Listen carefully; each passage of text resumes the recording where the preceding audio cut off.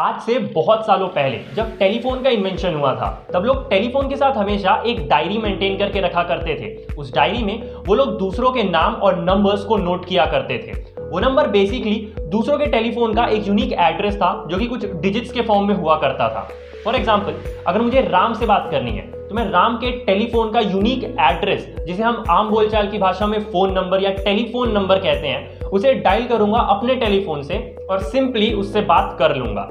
अब आज के टाइम पे ऐसी डायरी आप तो मेंटेन नहीं करते होंगे, लेकिन क्या आपको पता है कि इंटरनेट आज भी एक ऐसी ही डायरी मेंटेन करता है डोमेन नेम्स को उनके आईपी एड्रेसेस से मैप करने के लिए। तो आज के इस वीडियो में मैं आपको एक सिंपलेस्ट और इजीएस्ट वे में समझाने की कोशिश करूंगा कि आखिर डोमेन नेम सिस्टम यानी डीएनएस होता क्या है और ये वर्क कैसे करता है।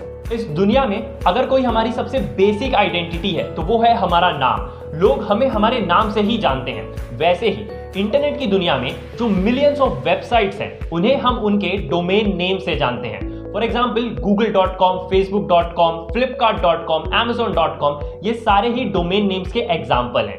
इस दुनिया में हम जहां पर रहते हैं वो हमारा एड्रेस कहलाता है। वैसे ही इंटरनेट की दुनिया में जिन सर्वर्स पर वेबसाइट्स का डेटा स्टोर किया जाता है उन्हें हम उनका आईपी एड्रेस कहते हैं। इसका एक एग्जांपल आप अपने स्क्रीन पर देख सकते हैं। आईपी एड्रेस कुछ डिजिट्स के फॉर्म में होता है और यही एक लैंग्वेज कंप्यूटर को समझ आती है। आप में से बहुत लोगों को ये तो पता ही होगा कि कंप्यूटर को ह्यूमन लैंग्वेजेस नहीं समझ में आती है। तो क्या कभी आपने सोचा है कि जब आप अपने वेब ब्राउजर पर जाकर किसी भी वेबसाइट का डोमेन नेम सर्च करते हैं, लेट्स से google.com, तो आपके वेब ब्राउजर को ये कैसे समझ में आ जाता है कि आप google.com को विजिट करना चाहते हैं? क्योंकि google.com एक ह्यूमन लैंग्वेज में लिखा हुआ है। तो यहीं पर काम आता है डीएनएस यानी डोमेन नेम सिस्टम।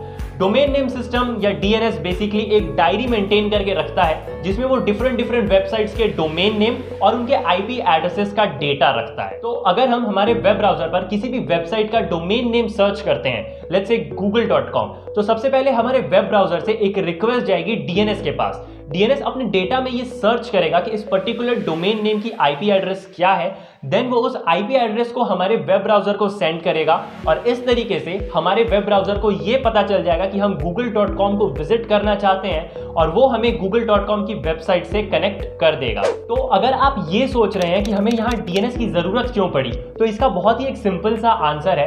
ह्यूमंस के लिए आईपी एड्रेसेस को याद रखना थोड़ा मुश्किल है, इसलिए हम आईपी एड्रेस के बजाय डोमेन नेम्स को याद रखते हैं, क्योंकि डोमेन नेम्स को याद रखना हमारे लिए थोड़ा इजी है।